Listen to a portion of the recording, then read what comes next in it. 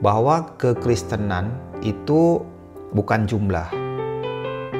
Yang kedua, gereja itu adalah orang yang sehati, orang yang sevisi, seorang yang punya tujuan yang sama.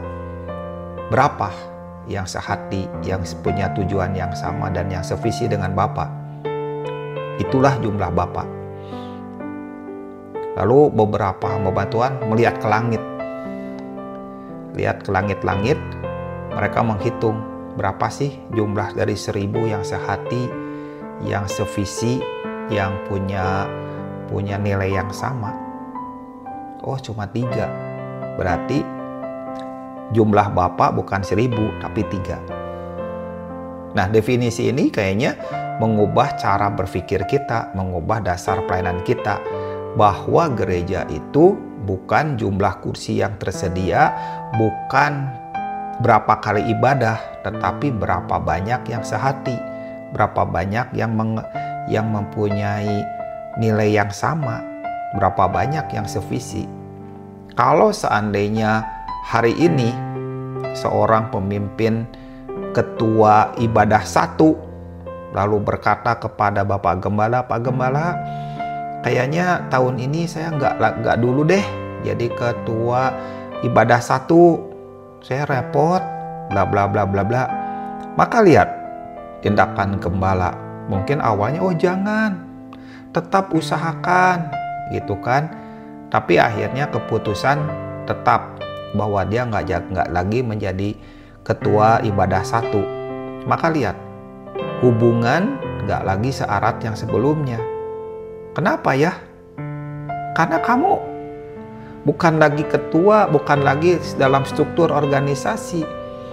Apakah gereja itu punya hubungan karena struktur organisasi?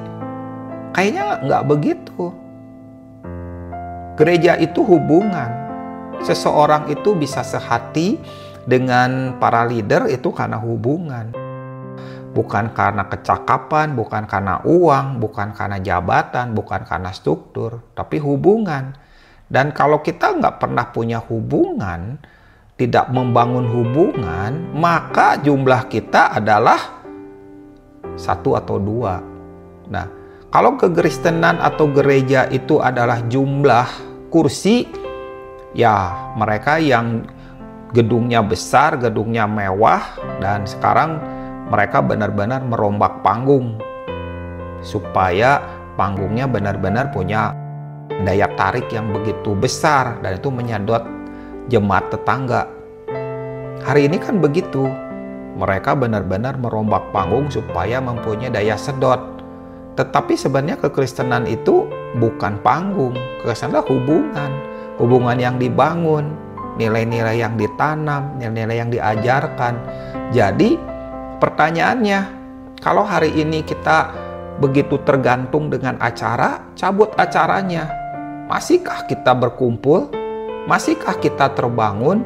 Masihkah kita sehati? Masihkah kita punya hati yang sama, mengasihi jiwa-jiwa? Atau kita sudah bergerak masing-masing?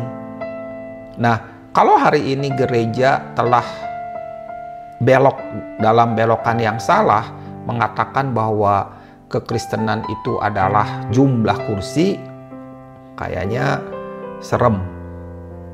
Terjadi sebuah pembelokan arti dan esensinya gereja bukan kursi. Satu kali mungkin tidak akan ada lagi kursi, tidak akan ada lagi mic, tidak akan ada lagi mimbar, tidak akan ada lagi gedung. Yang ada adalah pekerjaan Roh Tuhan yang ada di luar, di mana jalan terpanjang di kotamu itu akan di kanan kiri dipenuhi dengan orang berkumpul bertanya tentang Kristus. Akan menggenapi firman Tuhan bahwa satu orang Israel ada 10 bangsa yang memegang puncak jubahmu dan berkata padamu, ada Tuhan yang hidup, kami akan ikut engkau. Gak terbatas oleh gedung, gak terbatas oleh mimbar, gak terbatas oleh jubah kependetaan. Nah, sudut-sudut ini akan terjadi di hari-hari terakhir ini. Jadi kalau kita hari ini memaksakan diri dengan sistem yang sudah ada, ya gayanya begitu, caranya begitu, dan itu aneh